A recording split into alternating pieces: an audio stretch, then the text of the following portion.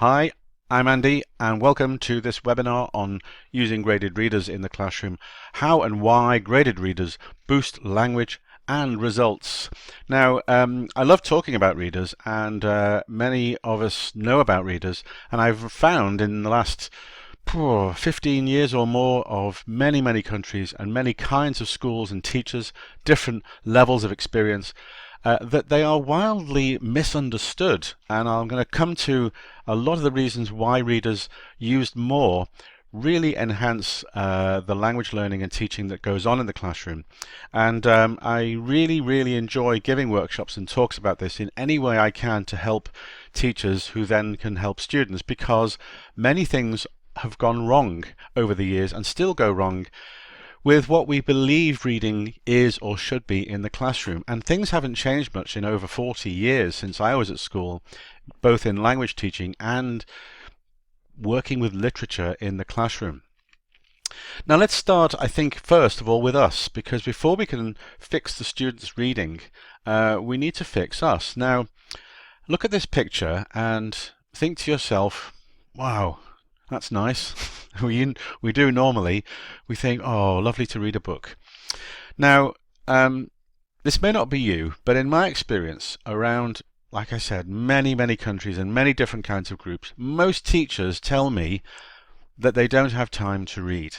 And I don't want you to feel bad about that, because we're going to fix it. But if that's you, and I'm suspecting it probably is, because most adults say they don't have time to read, we're going to have to rethink what we mean by time. This is lovely. This is a holiday, probably. Somebody's on holiday reading their book, and it's great. Lots of time to read your books. And I just want to say that's great, but it's not a reading habit. It's great if you take books on holiday, but I mean, that's probably once a year, twice a year if you're lucky. And then, I don't know, maybe sometimes you've got your smartphone with you and then you're not reading the books either. Now, again, there's always somebody in the room when I'm doing these talks about reading. They put up their hand and they say, Andy, I don't know what you're talking about. I've always loved books. I love reading and I never stop. And that's great, because I think there are people out there like that, and they seem to be able to read no matter what. But the rest of the world is struggling to read. And a lot of it's to do with the digital revolution, although there are many benefits to digital in the way that it's given us more and more ways to read and ways to access more content. There's lots of easy to read research or news articles out there in any language about how it's changed our attention span. We have limited attention for many things now, not just reading. And what I would say is that we have to fight back.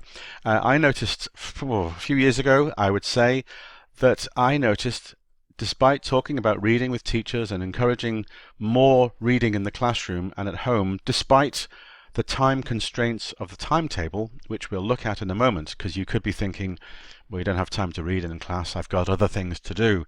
This webinar is going to examine that. But for the time being, we have to remember that if we're honest, we're not reading. And it could be that we feel we have no time, and I'm going to come to that in a second. But we can also forgive ourselves for feeling a little bit twitchy when we sit and read a book or try to read, because something in our brain makes us impatient. And that's because we've become very used to short, sharp, sprinted reading, social media, blogs, news articles. Everything's even written now online so that we don't have to spend too long on it. And that's a huge problem, because that's making us feel like that's what reading is. And in a way, it's real. It's a reality we have to work with. But it's making us, in a way, if you will, unfit, as if we were fit when we were reading, like sports fitness. We've become unfit. Maybe we're better at multitasking, although research says multitasking isn't that healthy or even productive. There's no question now that by using so many screens and using our smartphones all the time, including our students, okay, because that's affecting them too, we've lost the ability, if you look at the right-hand picture, to sit quietly and read a book. And look at the thickness of that book. That's maybe 400 pages or more. And when students look at that, I mean, I think teachers and adults too, they look at it and think, oh, I'm never going to get through all that. So we have to change, we have to fight back and do what I did, which is some years ago, say, look, this is crazy. I'm not reading because I think I haven't got time, but I do. And crucially, when I do read, I'm feeling like I want to click on something or look for messages on my smartphone. And if you think about it, when you look at your phone, you're always on it, aren't you? And you're twitching and you're messaging and liking things. And when we're reading a book, how many of us, if we're reading at all, put the phone down, turn off notifications, and sit for half an hour and read? And I'm going to come to the time for reading in a moment, but that's the first thing. Turn off the notifications and decide reading is important. It's really important, and it's not just because it's an idea.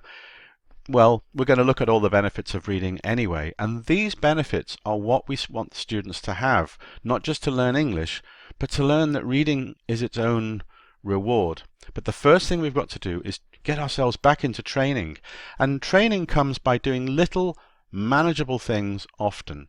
So don't go charging into War and Peace, or Lord of the Rings, unless you really want to. Pick some short stories and make a little time for reading. Now, I feel a little bit guilty saying this to an audience of teachers because it could be insulting to think, Andy, hello, I'm a reader, I'm a teacher. Are you though? And in the privacy of watching this webinar, you can decide for yourself without judgment, are you reading? Am I reading enough? And am I reading for pleasure? Because look at those guys there on the pictures. They're reading for pleasure. Now, I want to say here, it is in our lives quite tricky to find the time. I know that. And I'm not saying I've got lots of time either. But you can nip out to a cafe 2 or 3 times a week, or you can nip outside to a park. And if you're thinking, oh, Andy, you don't know my life. I do know your life, because mine's the same. And I decided I missed my books. And if you're missing your books and you're reading for pleasure, fight back. Time is there if you look. Now, it may seem crazy, but this is true. You can read a book by just whenever you get on the bus or the train or whatever your waiting time is, at the doctor's or the dentist's or wherever you've got dead time, picking somebody up in the car and they're not ready yet, so you've got your book with you. I know we've got this habit of taking out our phone and we start killing time, and we've become addicted to it.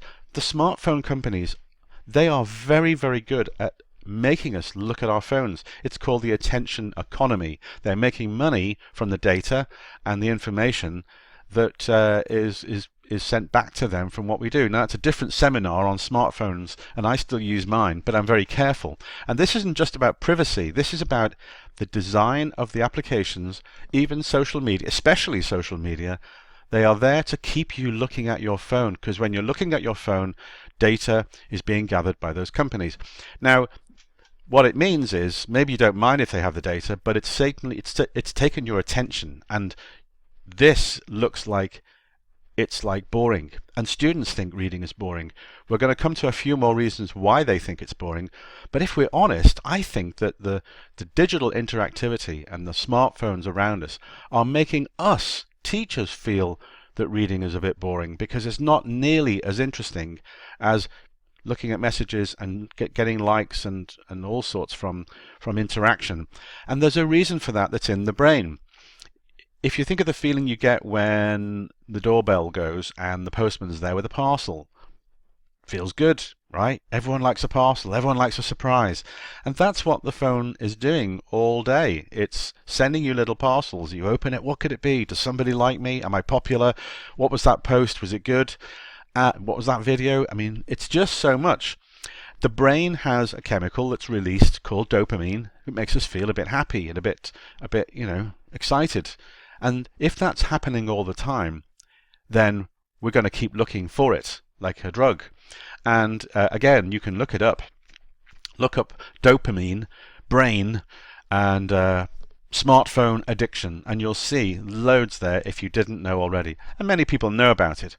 And it's one thing to know about it, but it's completely different to change it. And I have forced myself slowly, with manageable habits like getting fit again, to get back into my reading. And it only needs about 15 minutes a day. Now, again, I know it sounds crazy. You do have 15 minutes to read a book. And I have to say, go back to that. Where can you find time? Where can you steal back 7.5 minutes in the morning and 7.5 minutes later in the day? And then you can read, what, 10 pages in 15 minutes? That's about 300 pages a month. And as you know, that's a very typical sized paperback. That's 12 books a year. That picture's got 11, so don't get back to me. I don't know. I couldn't find one with 12. So for 15 minutes a day, if you nip outside, wait in the car, if reading's important, if you want to convey that message to the students throughout their lessons and their lives at school, we have got to be readers. And I don't mean you've got to give up Netflix or stop going to the gym, or it's a small change in your life. 15 minutes, 10 pages a day. Make it a target, and make that change today by going. You can watch the rest of this webinar and then go straight to your bookshelf. There's mine behind me. Pick a book you've really been wanting to read. You keep putting it off. And the reason we keep putting it off is that we believe that reading should be, well, it's ideal if you can. Reading should be sitting quietly for an hour or two, great book, a cup of coffee or a drink, and that's great. And if you can, fine. Maybe you can build up to that. But if your life is like mine, it's a bit fragmented, it's become a bit modern and too many things going on, well, I can change that to a large extent. Or rather, maybe I can change enough to do my reading. And I don't mean reading really difficult things. I mean reading for pleasure, because it's good for us. And we get smart when we read. And this is how we become a role model. And I want us to be real, authentic role models. Rudyard Kipling says, "No printed word nor spoken plea can teach young minds what they should be. Not all the books on all the shelves, but what the teachers are themselves." We have to show them. Now, I wonder how many of us really go into the classroom on a regular basis and say to the kids, "Oh, I'm tired this morning." "Oh, why are you tired, teacher?" "Well, I was reading my book late last night. I couldn't put it down." And if you're smiling, it's because we know we don't really do that. We talk about maybe what was on Netflix, what was on, the cinema, and that's great. We need to talk about the things that the students want to talk about and have in common. But there are also people who are coming to school from a young age for, 10, 11, 12 years? For 12 years, every day, apart from holidays. The kids will grow up believing whatever you want to teach them. We know that they'll believe whatever we teach them, whatever we program them to believe. And I don't mean facts, I'm saying mindsets, what they believe is a habit. And if we teach them that reading is going to be full of difficult things, they're going to believe that reading is difficult. If they believe from your example, accidentally, and from the parents of the kids, they will see that the parents don't have time, you don't have time, so they're going to come to school thinking, why should we find time? So there's things we have to do, and it doesn't mean everything you do has to change, but before we can do activities with graded readers, and there's going to be another webinar on that, we need to make sure we firmly place graded reading at the heart of our timetable and curriculum. Not replace it, just add something, and something might have to go. But we'll look at that later. But first, we really have to buy into the idea that simplified reading for pleasure, with the benefits of reading, has a place in the classroom and at home alongside the formal teaching. And we have to read and be readers and reclaim that passion we had. If you're a teacher, you must love reading, or you used to. So we've got to do that for ourselves again and show the students that we are reading. We're not just making them read because that's what you do at school, but when you leave school you can do whatever you want. That's not what we want. We want them to be lifelong learners. That's what we say, isn't it? So let me just introduce you quickly to my parents, who are alive and well in the room next door, because I'm working from home. And I'm showing you a German word there because, first of all, um, we must be role models. But then we need to understand what happens when we read in a certain way in real life that should transform by the end of this webinar the way we feel, the way you feel about reading in the classroom, because it starts here with my parents. And it's not because they were, reading all books all the time, although I did see them reading a lot, but that's not what happened to me. I, at school, liked reading at primary because I can choose my books, and we had book clubs, and it was fun. I mean, I didn't like primary school much in my case, but it was okay. But the reading became very difficult and boring in the secondary years. And that's what often happens, I've noticed, from over 30 countries in English language teaching. Most teachers say, oh, my students love reading, it's not boring. Yeah, and I bet you're a primary teacher as well. And they go, yes, I am. That's because we all seem to have fun at primary, and then all the fun disappears in secondary. And we know why, exam and pressure and parents, but that doesn't make it right. We're going to fix that. Or rather, I'm going to offer you the solution based on 30 years or more of not my experience, but the experience and training of many other established and very well practiced reading trainers. And my message today starts with this picture of my parents, which is the fact that they used to visit me when I lived in Germany. And I was a teacher of English in Germany, all ages and levels. And this word, if you don't know it, or you've looked it up by now, means diversion. Okay, it's Umleitung. It means it's connected with and Leitung. Leiten is the verb to lead, direction, and is around, and so you have the road sign, which means diversion or detour. Now, I was a teacher in Munich, and in the 80s, quite a while ago, my parents would come and drive all the way from my hometown near Liverpool in the northwest of England. It took them 2 days. There was no tunnel. They would drive all the way down to the coast, take a ferry, and then drive all the way down to the south of Germany to visit me. And the first time they did this, and they loved it. They used to love driving. You look out the window, you see things, and they saw this road sign. They didn't know what it meant, but when they saw me, they said, where is this place? Umleitung. They couldn't pronounce it, but they could tell me what it was, and I laughed. I said, it's not a place at all. It's a road sign for diversion. You have to go this way because the road isn't open or something. And they laughed because they said, oh, we thought it was like Berlin. It was big, Now, my parents are clever, okay, but they didn't know German, so why would they know? But they certainly noticed this sign, and they noticed it more than others. And they drove many times in Germany over the years to see me, and they never forgot this word, ever. In fact, I could ask them now, and they still remember it. They could probably still spell it. Now, my dad did try to learn a bit of German, but he hasn't done it for many years. My mum didn't really want to learn German at all. It wasn't her thing. She knew this word. Now, if you remember nothing else from this webinar, you need to remember that.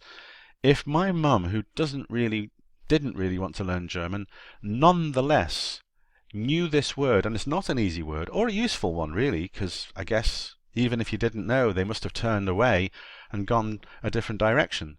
She learnt that word by accident. The word, I suppose, taught itself to them. And I know this is true because it happened to me in Turkey, in many countries that I go to. I spend a lot of time in Turkey, teacher training, and I know this word means exit. Not because this particular example has a translation. It's because I see this all the time, like my parents. They saw that road sign all the time, many, many times. And look at this word in Turkish. It's quite difficult. It's got letters that we don't have, and I don't need to learn Turkish just yet. I am always very well looked after by people who speak English. I'm a language fan, but I know what it takes to learn a language. I haven't got the time to commit to learning Turkish or anything else apart from my guitar at the moment. But this word, Cikish, I believe is the pronunciation, and I didn't know that at first, taught itself to me. And I don't even need the word exit, really, because I know an exit when I see one. So that means something's happening here. that is fundamental to the way we learn words, and it's repetition. It's frequency. And that's all. If I didn't see that sign every day, I wouldn't know what that meant at all. And you might think this is obvious, but it's everything when it comes to turning things around for that difficulty that students have learning words, and not just words, seeing structures in context and building up a fluency that is not the domain of the advanced student. It's something that anybody can do beyond beginner. We'll look at that too in a moment, but stay with me. Look at this. An Arabic word for stop, if you haven't already guessed. I would never have known. I don't know any Arabic, okay? But I know this because I went to Morocco not long ago and did some teacher training there on reading. And sure enough, most of my life is spent in hotel rooms, conference centres and training rooms, classrooms, and in the backs of cars driving round from one visit or conference to the next. And sure enough, I look out the window and I see things. Now, I'm not writing things down. I'm not that, not that keen. I don't need to know the Arabic for stop. But I know this. In fact, I thought that was quite beautiful because it looks like, to me, like a little canoe, like a boat, and two little people and maybe some stars above them. Anyway, that was just later. But I can tell you that after a week driving round, I don't drive in these places, I look out the window, and sure enough I realised, whoa, I wonder if this has worked on my Arabic, and I've learned that word, stop. And I know it only because I saw it so many times. Now you could be thinking, well, okay, Andy, my students don't travel, they're not like you, they're not lucky enough yet to go travelling. It's not about that, is it? It's about frequency. That's the key. Not looking at the words over and over again for a test, because I'll show you how this can be done in the classroom. Let's take this a stage further. When somebody says, oh, if you really want to learn a language, you've got to go and live in the country. And that's true. There's London, it doesn't matter where you go to learn English, but I'm betting that the best experiences are when you go and spend time where English is spoken as a first language, as a mother tongue. And that doesn't mean after 1 year. Let's supposing I wanted to learn Italian, okay, and I go and live in Italy for a year. I'm not going to be fluent in Italian in 1 year. I mean, let's supposing I was a bit lazy, didn't really try, but there are going to be words that I will know by the end. And it won't be because they're easy. I'm going to come to that in a moment. What do we mean by easy? Practical, small words like 2 or 3 letters. It's not like that. It's about frequency. So I would pick up words like, where is the hospital, or can I have a beer, or a cappuccino, please, which is Italian. It's interesting, isn't it? So exposure is what happens to us, and we only pick up the words that we are hearing all the time. And this is exactly what we do as babies and toddlers. We learn language not because we need easy words. We have a practical need for certain structures and vocabulary from our parents, probably, or the people looking after us, and those are the words that we learn. So a child will have mummy, and daddy, and hungry. What else? Tired, toy. They're not simple words, are they? They are, well, yes, they are the words that the child needs the most, as I would if I was in need of certain words and things in a country I'm staying in, where I'm learning the language. But this is not because they're easy. It's because they become easy through frequency, like my parents and I seeing these signs in the road, like staying in the country, and like a child, repeated input. And if that's never really occurred to you before, I hope it does now, because that should turn on the light bulb for why the reading goes so wrong over so many years, at secondary in particular, with students, and how we can fix it. If this really is the way that we know that we learn, by constant repetition, and yet And yet we feel there's no time for this extra repetition in the classroom because of the pressure to deliver a syllabus. Then what can we do? Well, we'll come to that. That's why you've come here today, and it's great to talk about the power of this principle behind graded reading. So frequency of exposure is the aim in the classroom. No doubt about it. And let me just look here at some Russian words. Now I'm counting on the audience here not knowing any Russian, but if you do, that's fine. This doesn't work for you. But I show this to a lot of people who don't know Russian, and I'm going to say in my what I say in my workshop or my talks is that look at these 8 words and tell me which of the 8 words are the easy ones. There are 4 easy words in this list, and of course nobody knows. You could argue that it's the shortest one, the one you might like to remember, but how memorable are those words? It's not even an alphabet that we identify with. So that's me putting us in the position of the student who can look at English on some days, and let's be honest, some texts that we still give them, and this is how it looks. Because we have to remember what it's like to be a student again, you know, that everything looks so difficult. And I'll give you the answer because you can't tell me right now, but look at the answers here, the translations. Forgive me if you you know Russian really well and you can see that my Russian isn't quite right there because it needs maybe some different endings, but I had this from a Russian colleague. It's pretty accurate. And you're going to say, oh right, so number 4 is the easiest and number 6 is the easiest. But no, let's go back to how you felt when you saw that list. That's equally difficult, isn't it? And you go, yeah, Andy, but when I know Russian, I'm going to work out which are the easy ones. No, it's going to be how often you hear those words. If I went to Russia for a year and I was reading or certainly hearing the pronunciation of those words, I'm going to hear thank you and happy in English and hello way more than I'm going to hear property, influential and navigate. Now those words are not, you know, they're not easy. Some people say it's because they're shorter. They're not. You know, if you think of a word like tin, like the metal, tin, and well, they're both 3 letters. What's the problem? Well, tin is not high frequency. The is high frequency. So frequency of exposure is the key. And in our lessons, if you start to think where I'm going next, if you're ahead of me now, you'll know that what we're thinking about now is that we don't really give the students much of a chance to see the same words over and over again. Not really. The only words they'll always know forever are going to be things like book, classroom, teacher, English. But you can be sure the reason that they know those words from the beginning and forever is because they are the most frequent. And that is the key. Now here's a quotation, have a look at that, from Paul Nation, who's one of the top writers and trainers and researchers on vocabulary in ELT.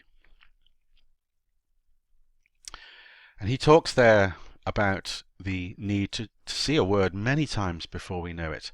And by this, as we come to graded reading in the classroom and finding a place for it, if so far you're with me and you can see my argument here, and it's not my idea, this is common sense, but research tells us this is the answer to have students not just reading more, but with language learning benefits that go beyond what we try so hard to do by teaching them and by giving them more and practice with workbooks. That doesn't actually do what we want them to do. Well, maybe it does for you if you're shouting at the screen right now, but most people I've met in many countries and many thousands of teachers, they feel that they are pushing a big rock up the hill every day, and students keep forgetting. And progress tests and workbooks, well, they don't really teach or practice. What they do is they show that they've learned, so maybe a progress test would, but it's a test. That's not very exciting. You have to do some progress tests because that's going to be ultimately the exam. But a workbook, reading, testing in a workbook, that's going to show the teacher that it shows you that the student has understood or not your lesson, but they're not going to reread that workbook next week, are they? And does it really mean that if they did all that question and answer in the workbook, that's given them fluency practice.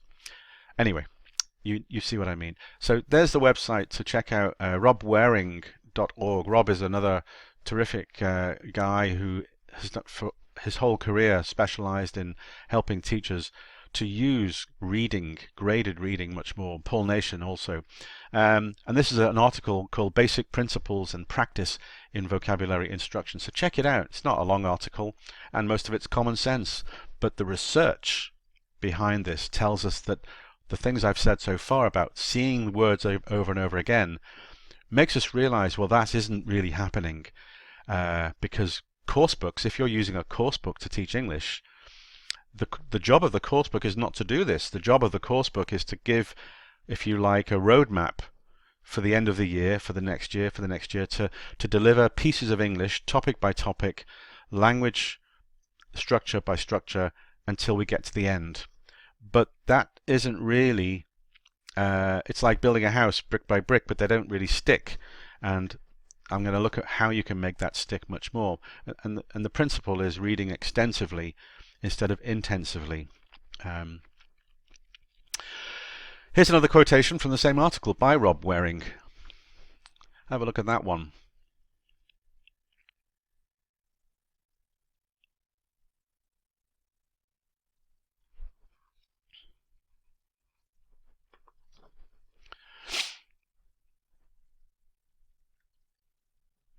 It's too easy to forget that teaching does not cause learning. It doesn't. We learn very well by ourselves, if you think about it, if we're given more opportunities. And to forget that, because students have finished a unit, does not mean that they have mastered all the words in it. And I can tell you, and in the end, at school I was learning word lists, vocab lists for the test on Monday. It can do some good, but it doesn't really, it's a false belief, isn't it, that word lists memorized is going to really do the job. I mean, to some extent it does, but we could certainly make it easier on the brain. I don't think the brain really responds well to lots of lists week after week for 5, 6, 7, 10 years, every week. It's like, well, we've always done it like this, some teachers say, and the parents, they certainly do. That's what you have to do. That's school. And people like me and others out there who say, well, just because it's always been like that, does that mean we have to still do it? Could we make some changes? And I argue in this webinar that you can and you should. And you've got lots of help there, which we'll put out towards the end of this session. But there's the journal once again. And the final quotation from there I'd like to show you is from Rob Waring again. We do not have enough time to teach everything about a word, so students have to become independent word learners, not list memorizers, but readers. And I think we can all agree that we don't really have time. It's not a feeling, it's a fact. We've got plenty of new language to show them, but we need a language teaching assistant, don't we? Someone else to help us to do that extra practice, not workbook practice, not examining, just going over it again, not as grammar explanations, but to see the very language that you've taught in context in an easy way. It doesn't have to be difficult every time, because that isn't going to help them. And I'm going to show you an excellent example of how this works in the classroom. So let's just quickly remind ourselves why we actually read. So we've looked at, we need to be role models. Okay, we have to be reading again, otherwise we're not practicing what we preach, are we? We have to, and not just to make ourselves feel better or less guilty. Reading is good, it's nice, it's enjoyable, and if we haven't got time to read, make time, remember, and it's also something we can do to remove the stress. And then frequency, the road signs, and learning a language in another country, and as a child. Those are the ways that we learn. Now, let's think about why we read, because we don't want to teach our students just English. I mean, I've done other webinars that you can maybe see, or I can come to Italy again and talk about why English is more than what we give them. It's a skill. It's not a language subject. It's a subject for us because we like languages. But the students, they need to see that English is a skill, and a basic one now. It's taken for granted. But reading is a skill too. It's not natural to read. is it? It's natural. Language is a natural thing. It seems that the brain is wired up to learn and produce language. We know that. But reading is a construct, and so we have to learn it, like learning a musical instrument. And then I always think it's a huge shame that we spend so many years at school learning to read, being readers, and then so many adults don't read because it's like being a great pianist or a guitarist. You can play those instruments, but then you decide not to. That's how I feel about reading. We're missing out. And I think the reason we're going to look now at why that's happened to adults and how we can change our students and adults of the future. Let's do this by remembering why we read. We really read for these reasons. We read for pleasure. That's a good thing. And even if you're about to tell me that we read for knowledge, which we'll come to, isn't it something that we'd want our students to learn as they leave school by habit, by learning from us teachers that it's a good thing to do, not something that's difficult, but something that's for pleasure and for relaxation. We can't compete with Netflix and TV shows and films, of course not. I think it's because we are wired up also to watch and listen as we learn. That's not the same as reading at all. I think if you want to watch a film when you're tired, I think that's probably natural because I'm the same. Reading does take some effort. You've got to move your eyes across a page and take in what's going on, even if it's a simple story, but you know it's going to be 300 pages. You've got to sustain a level of concentration. That's not the same as watching, a sitcom on TV, is it? But don't feel bad. Do both. My wife can do both at the same time, which I can't. But we read for pleasure and relaxation. Now that is a fundamental message to give our students, as well as all the other things that we do with reading, isn't it? Otherwise, English is just going to be this mechanical series of grammar points and vocabulary items, followed by tests, and then we wonder why they don't like reading, So we read for pleasure and relaxation. That isn't something we tell them to do. We've got to show them, give them time and space and opportunities and books to do it. And we're going to show you how to do that. Yeah, of course, we're going to be pretty smart if we read books. Not just one day we hope that they'll continue reading. Show them that it's fun and it's pleasurable and we learn stuff on our own, so that we give our students a sense of autonomy to go and feel it's okay to go and read what they like. We also know that reading, it could be non-fiction too, but certainly as you read lots and lots of novels, and we encourage students to read novels in their later life, you learn about all the world around us, and that is really good for our emotional intelligence and being cross-culturally aware. How many books can you think of that you've read where you really just couldn't put it down and you learned a whole load of stuff about another country or other people's lives?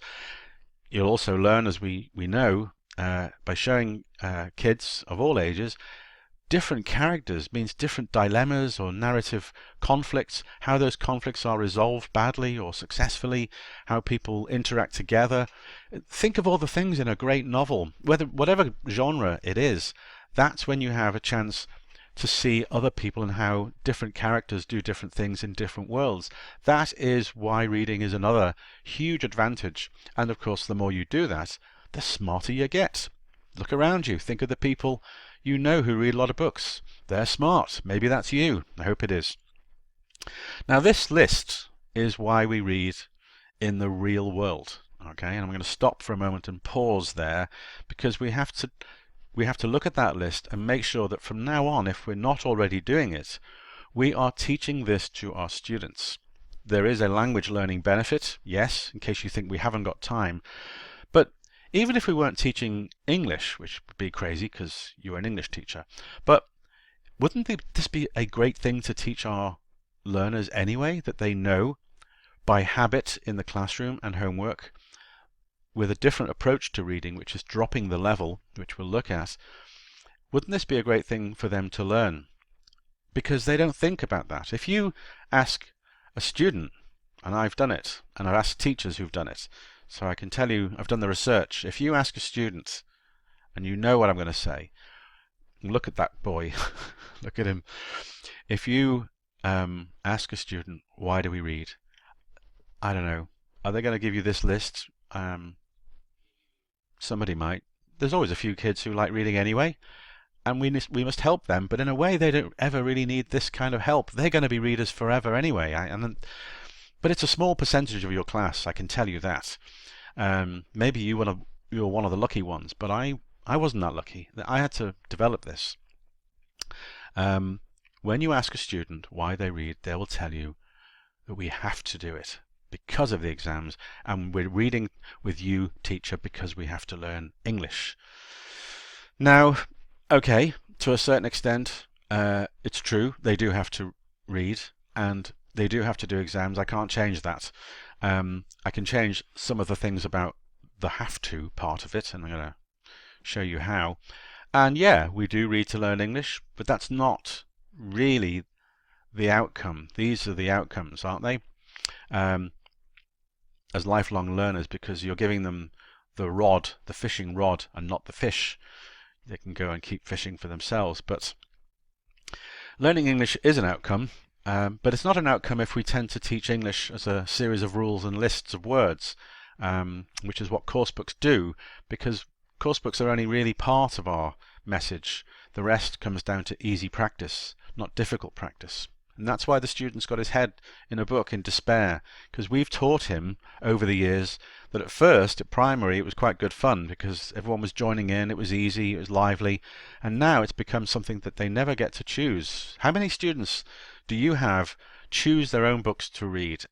And I find when I do this talk at conferences of all sizes and workshops, a few hands will go up from the teachers to say, yeah, our kids do choose their own books. And some of them are chosen by the teachers. But I would say in 90% of the cases I've found around the world, teachers choose the books for the student because the boss, the headmaster, the exam system has told you to. Now, okay, I can't change that either, but you can do other things alongside it because choice is the key. So we need to change the student's mindset by a regular habit of seeing that books are really for this and not only for this. Okay, if you don't, this might be how you feel at the moment, and I think it's how the students can feel, and who wants that? And by the way, if he's lucky, that man is just going to keep pushing it up the hill. If he's unlucky, it's going to roll back down over him, and I think that's how it feels when we teach language, isn't it? So my point here is not every lesson or part of every lesson or every item of homework, every single encounter with the lesson or teacher must be difficult. It doesn't. We feel it should be always challenging because we feel there's no time. Actually, research and common sense says that if we are doing easy things as well as difficult, balanced, then you have a successful outcome. I play the guitar. I've got it with me here. I'm not going to play. Very tempted. Sometimes I'm learning new things and then I get a bit frustrated because it's still new and my muscle memory isn't working just yet. So I go back to something that I like playing. It's easy. And in fact, every time I play that, it gets easier and easier. So there's nothing wrong with doing something easily. So the implications here are, what is it we're giving our students at home? And how much time can we allocate in the classroom? Despite what you think at the moment, I mean, bear with me, despite what you think at the moment about the lack of time, if we know from the earlier part of this webinar that that we learn by frequency of input, frequency, not by lists at home. That's not the frequency I'm talking about. If I see words and language that I know, that I already know more often, it's going into my long-term memory more quickly. Then if that's what we know, then we have to try and apply this in the classroom. Otherwise, we're going to be pushing this boulder up the hill forever. And it'll also make students feel when they leave school that reading and English, in fact, was always tough. And I think that's something we want to get away from. So balance is absolutely crucial. And that's because at the moment, we're only doing, by and large, intensive reading. And when they do reading with you, I'm betting that, I mean, today is a chance to change, okay? It doesn't mean I'm criticizing anything that's happened before, but I do criticize teachers who know this, what I'm going to show you, and don't change, because this webinar is not just an interesting webinar, I hope, and you go back to the way things were. I would argue that if you watch this webinar and what I'm going to show you next, and you follow the arguments about frequency and about motivation and about being a role model and reading for pleasure and reading fun things without challenging, you can't go back to the way things were. It doesn't make sense. Why would you keep doing that same pushing the rock up the hill if you know that you could balance it, and with success as well? So intensive reading is only part of it. It shouldn't be the whole thing. And by intensive reading, I mean that we're always giving them difficult texts because we're going to show them some language, the new lesson on present perfect. Look at this text, let's read it. It's usually short because the course book has got a short text, and then there's going to be a test.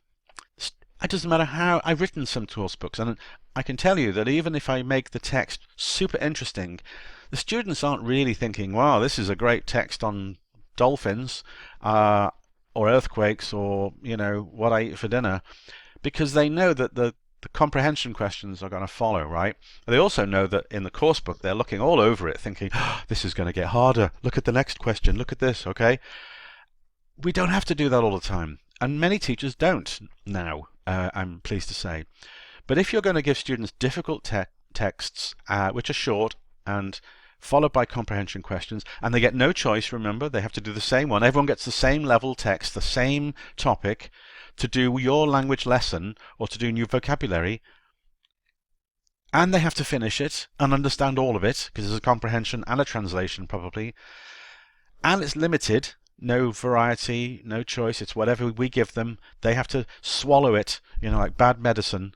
I don't like dolphins. Well, you have to read it and then do those questions. This is school.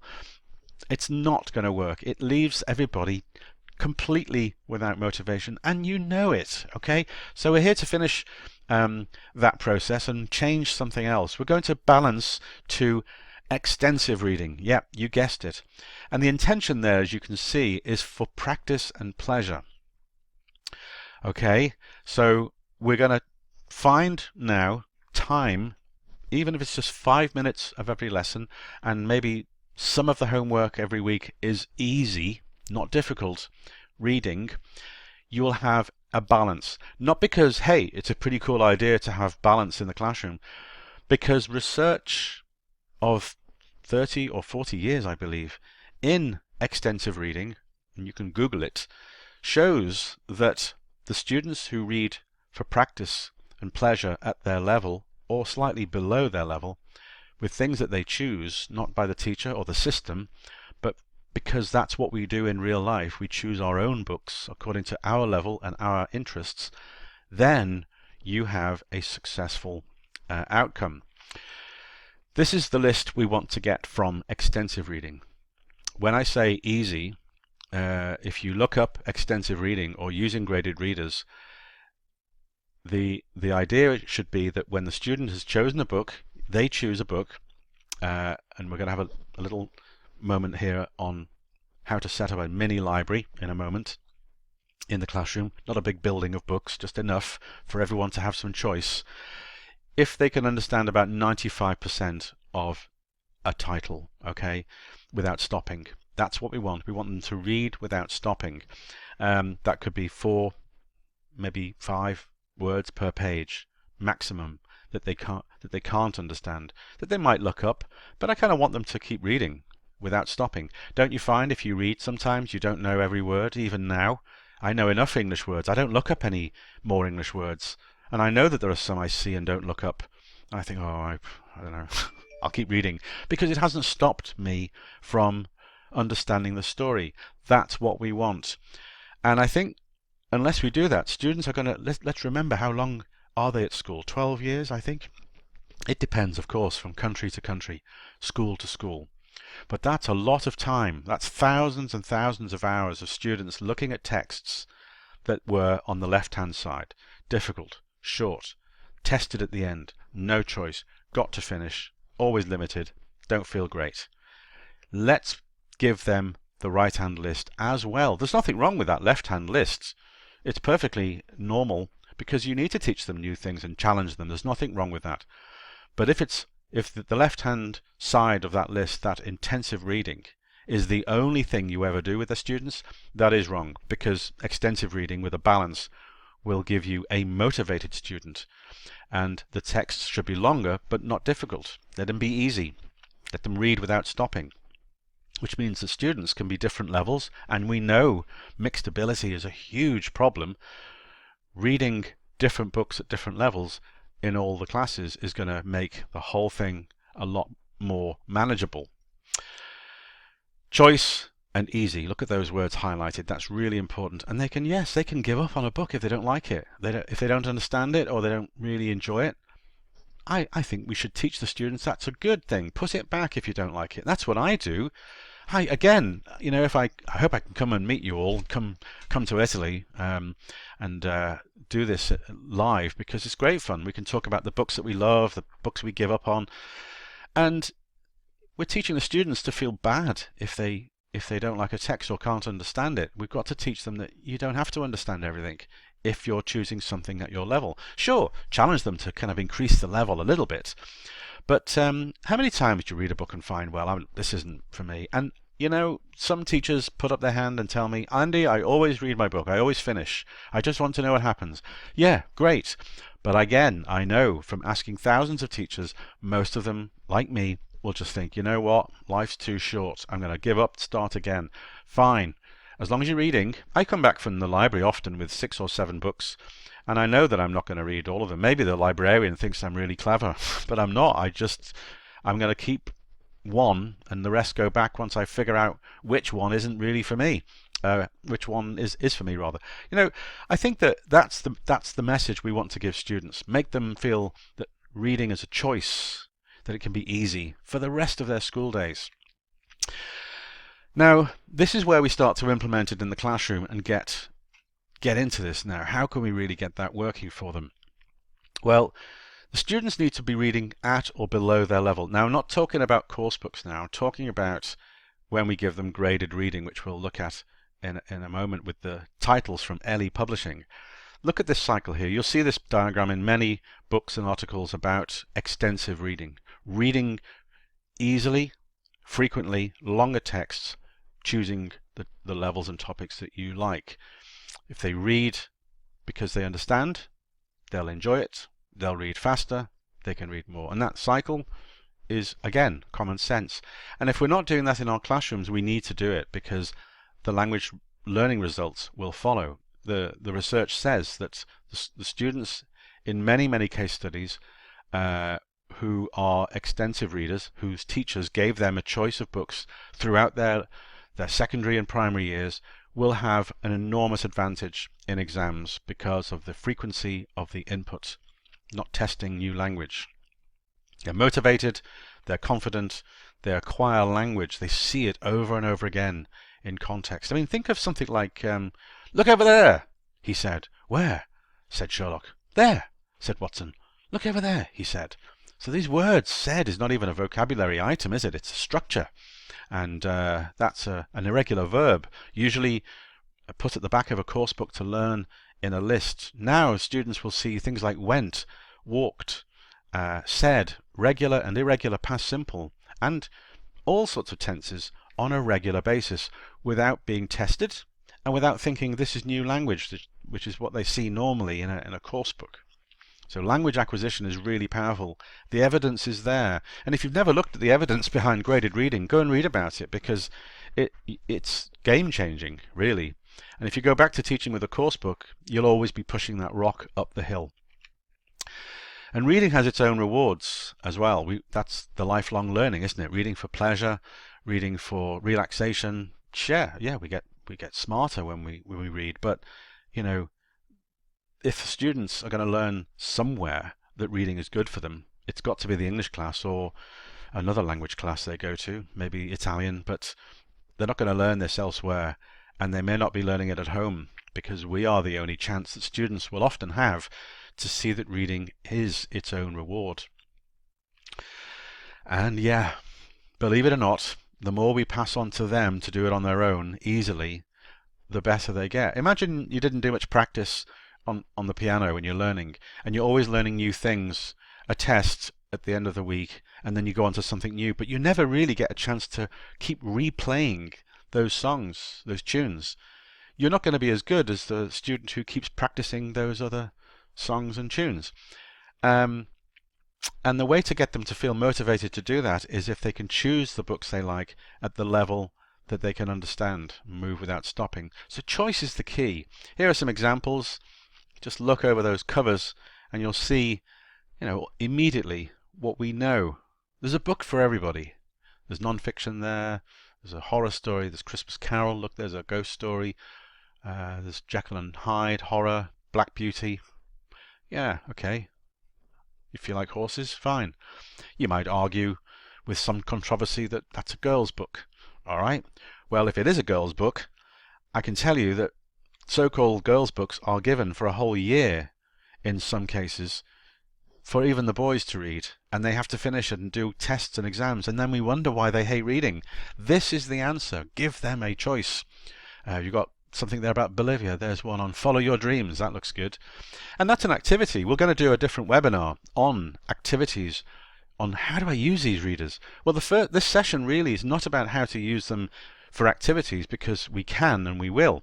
This session is really about the place that these readers have in the classroom to give the students frequency of input, to see that it's okay to not like a book and put it back, but keep reading until you find something you like, understand, and enjoy.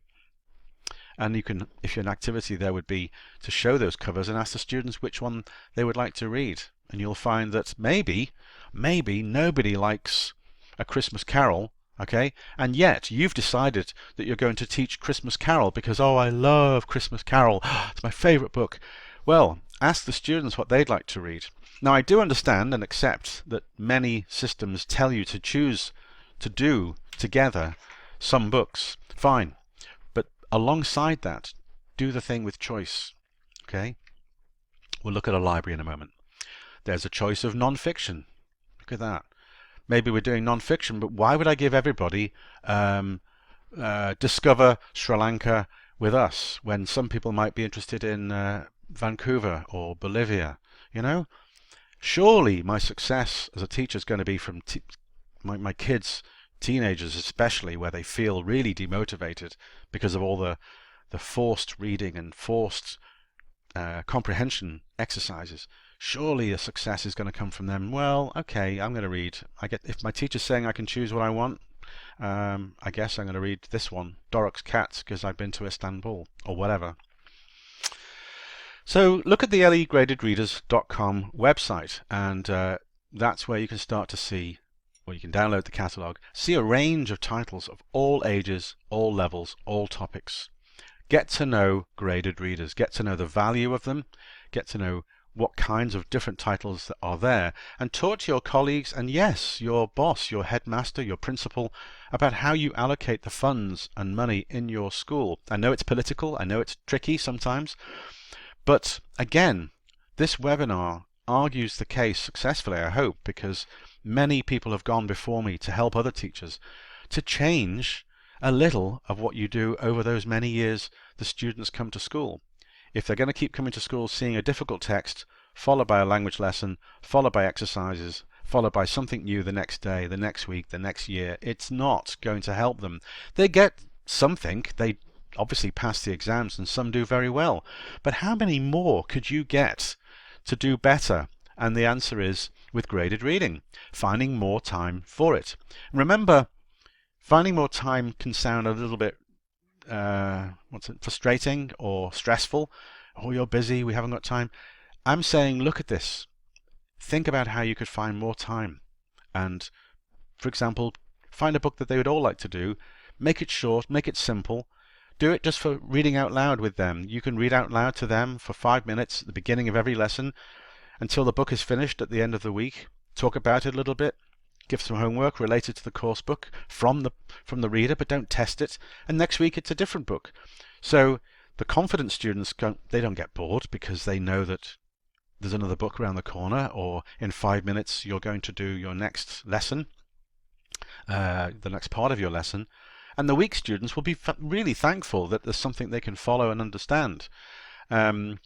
So that's really key. And if you do, and I think you should, read to your students every lesson, it can calm them down, it could be at the end or the beginning, then try it. You are not only giving them frequent input, but drop the level. Remember, don't make it difficult. Make sure that this is not about testing or challenging them. This is giving them something for fun, but not because we want to be super popular, but because it will motivate them and it will reinforce the language they know already. Absolutely critical, and I wish I'd had it at school. We didn't have it. But you can see a huge difference, and yeah, it will balance the intensive reading that goes on. And there's lots of opportunities that will come out of those readings to talk about the characters without testing them, to engage more with content from a story as well as whatever you're doing in the course books. That's the other thing about course books. The texts are usually isolated. You know, you do something about somebody who's gone down a zip wire across the Grand Canyon. Next unit, it's life in the future. They're kind of interesting, nice design probably, but nothing really hangs together. And the students know that those texts are really just for a language lesson, and that's not the message we want to send. We don't have to send it anyway. Now let's look at this quickly. Here's an example from the title on that last slide. Let me show you. From Alan, My Vancouver. Okay, now I've taken a text from there. This is one of the main reasons we should use, in fact it's the main reason why we should use graded readers. And here's the answer. Repetition of language. Once again, frequent exposure. There we go again. Repetition of boxes. I guess you can pause this webinar maybe and screenshot it and you can see the text later and read it, but I don't want you to read the text. I want you to notice the frequency of language. There are two reasons I think that graded readers exist. The first one is what everybody knows. Most teachers know it's there. Readers exist to make a difficult, long, authentic story super easy to read. That's great. But what's easy? One person's easy as another person's difficult, which is why we have to mix up the levels. But the second reason, and I think the most important one, is this. Graded readers, they're not easy to write, you know. You've got to really get the flavor of the story and maybe the style of the original, if it is from an original, maybe classic work. But you've got to get in words which are limited, because if it is a low-level reader, then you're going to be limited to the number of words you can use. That's great. It makes it difficult to be literature, but these books are not trying to be literature in the classic sense. They're trying to give students easy things to read, but above all, to repeat language without being boring. How many times would I look at the word parents on a word list before I got bored for next week's vocab test? Here, I don't think my brain's going to realize it's seeing the words again. It might be very happy, of course. And if a student's looking at this and many words are difficult, this is the wrong book for them. And if you've got a reader that you're doing with your class for the whole year, which I sometimes hear about, that must be so hard for the students. They're sick of it and probably don't really understand it. Keep it easy and they will see and hear, if you're reading out loud, the words for themselves. There's a repetition of dog as well. Here's another example from Gulliver's Travels. Take a quick look at that one. Okay, just moving on quickly. You don't have to read the whole text, but look at the repetition of words and some structures there. You've got was, look, the verb to be. And at the end, in the last, 5 or 6 lines, you've got was, wasn't, was, 1, 2, 3, 4, 5, 6 times. That's the key. That's why readers absolutely have to be in any English language teaching syllabus. Now that's fine for mainly traditional exercises and discussion work you can do around the readers, and do check out another webinar we have on activities, by using graded readers in the classroom and extensive reading. I just want to finish now by pointing you in the right direction for some resources to look at what I've been talking about in terms of balancing intensive with extensive reading.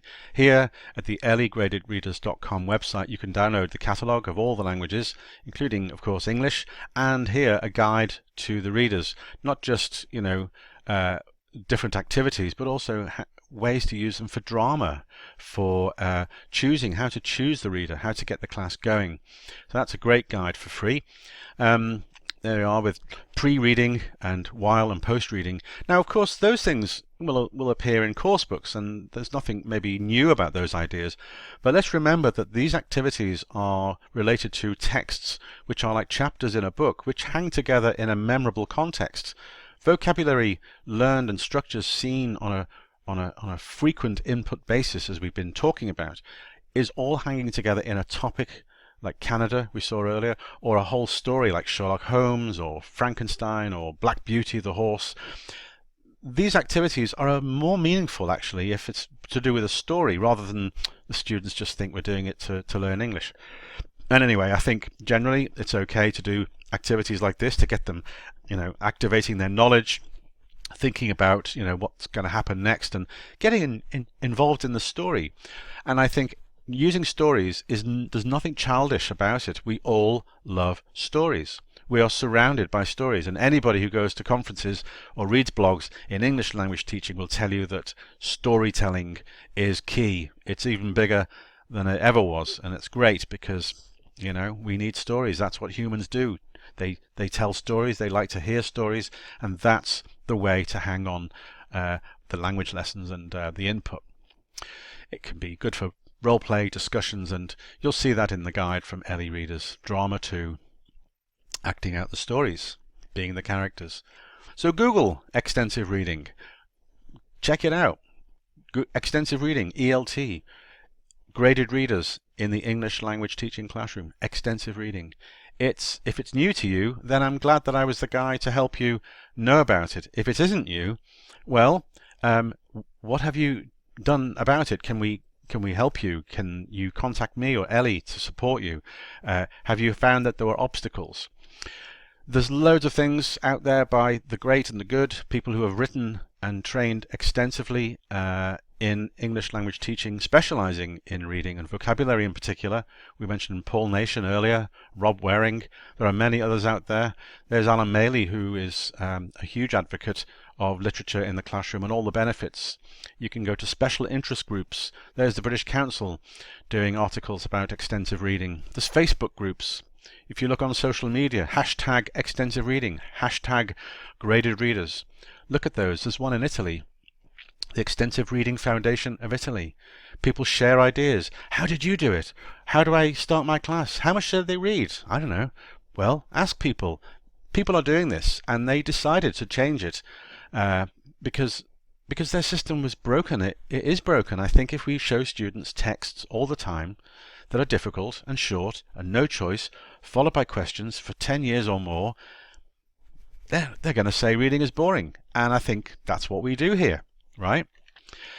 Here is a website that I think everybody in English language teaching should know. It is ER Central, Extensive Reading Central. It's a free resource, and all the questions that you might already have been thinking about or just queries about, what is this? How do I do this? I haven't got time, really. Just get to know extensive reading. Google it and look at Extensive Reading Central. This is free by teachers who've been there before you and helped everyone and still help today on how to do extensive reading, how to choose the right readers, deciding how much the students should read. There's loads of examples on on ER programs. What is a program? How do I put that alongside my timetable? And I think, to be fair, it is something you're going to have to look at. But if you believe what we're saying about frequency of input, the way we learn language, the way my parents remembered that sign, and the way we go to a country for exposure, this is the exposure that they don't get in the regular classroom. And yeah, what about class and home reading? How do I do that? It's all here, ercentral.com. Fantastic resource. And of course, the key question everybody asks, How do I know they're reading if I give them things that I haven't read? I haven't got tests, and what does that mean? They say, yes, I read it, and then what? There are ways, lots of meaningful, practical ways to get the students reading on their own and know that they are benefiting and finishing that book, or putting it back and getting another one. I mean, if you think about it, you can ask a student, did you read the book? Yes. Which one? Black Beauty. Okay. Okay. What's it about? It's about a horse. Okay. What happens? Oh, there's a horse in the story. Okay, they're bluffing. They haven't read it. There's a horse does this, does that. Then there's this character. Tell me two characters and what are their names and what do they do, and or how did the story end? You know, these simple questions, open questions, and we're not trying to catch the student out. We want them to just engage and tell us that they've read it. But this isn't a test. This is a habit. So as students read more and more through the years, not just the weeks and months, it may be difficult at the beginning because to get started with a program because they've never done it before. It's always been, difficult reading. They'll start to get into the habit because we're teaching them a new habit. You can read things you like on your own, and the things that they do learn, the topics they engage in, the characters, all that material can be used by looking at ER Central and guides and ideas on bringing readers into the classroom and not just texts for testing or teaching language. There you go. Measuring the reading speed, doing a little progress chart, informal monitoring. If everyone's reading their book for 5 minutes in the class, their own books, that's quiet reading, right? That means you can go around and see who's reading, who isn't. That's another way of finding out. If you point to somebody and ask a question, that's kind of hard, isn't it? I remember how that felt. If you go to ER Central, is more there on resources for what kind of worksheets can I give them? Well, not a test. Do this. Just do a simple survey of what did it for you in the book. The book was exciting or not exciting. Here you can put an X on that line to show was it really easy to understand, or was the story difficult to understand? Was it enjoyable, not enjoyable? Where on that scale would they put it? Just simple. Marks out of 10 for the book. This book was. My favorite character was. My report, 50 words, very short. So if these are simple reports that you have an idea what they're reading, okay, and what they thought of it, and that can be your guide. It's not lots and lots of marking. It's a change for what you're doing already, maybe, but it does give the students a chance to learn to be readers with language acquisition results from what we were saying earlier. A book borrowing sheet is the simplest thing to create. You can find your own way, or maybe the students will help you find a simple coding system for your book library. If you get just enough books for 2 or 3 students in a class, or many classes, that means that there's variety. You don't need thousands of books in a class of 20 kids, maybe 60 or 70 books, but that same 70 books could be a selection shared by other students. When it comes to money, sometimes people allocate the money. Sometimes you can ask the parents to buy 1 book for the school, or give the money for 1 book for life, not every year, because they'll say, oh, we're always buying books. Just 1 for the price of a large cappuccino and a large piece of cake. They don't think twice about that, but that money could be a book in a library. Then you create a system of books going in, books going out, and this will take time. It's not going to happen overnight. So start small, get to know it, try it on a couple of classes through a year, and build up like anything that's new. But trust me that this is not reckless or difficult. It's actually something that's going to help you in the long run. And actually, I believe results can be quite quick. Over a period of 2 or 3 months, a student that reads 1 text at a certain level, that's okay. If they read that same text later, after reading many books of the similar level, then their fluency will increase, their reading speed will increase. And you can do a simple thing to find out the students' word count by doing tests on how much can they read in a minute. And that's something you can do when you're setting up the program at the beginning. So remember to make time for your own reading. Find little bits of time. Steal 15 minutes a day to read your books and be a role model. Remember that frequency is the key to seeing words over and over again in a context will really help them. Balancing your curriculum with intensive and extensive reading is the way to go. Get to know it. Offer them a choice by level, by topic. Go to the LE Readers website and download the catalogue and get to know the different books and let them see that there's a choice. Create a habit of putting books in and out of a little library and incorporating those ideas into the classroom as you go. Sure, it takes some preparation, but as with most lessons, you'll find that it gets easier and you've established a routine. And yeah, that's exactly what happens. They will, if they understand what they're reading, they're going to read more. They're going to feel encouraged. If they see that reading is part of your class, they won't question it after a while. They may not like doing grammar and worksheets and workbooks, but they've accepted more or less that that's what they do. Let's let them accept that reading easily and by choice is another part of English language learning, and then you have a very different kind of student that leaves school. They don't just believe that English was a subject, they believe it's a skill, and that reading is a skill and a lifelong learning skill, and that's what we're also teaching. So that's how and why graded readers will boost the language learning and results in your classes. And I hope you'll look back on those links and information, download the guides and check out for yourself and get to know it. Take your time and work with colleagues, and as a team you really can make a huge difference. Drop me a line with any questions or feedback, andy@eltconnections.com, or contact your LE representative international at leonline.com. That's the email there. So we'll be doing some activities on using graded readers in another webinar. Thank you for watching, and I'll see you next time.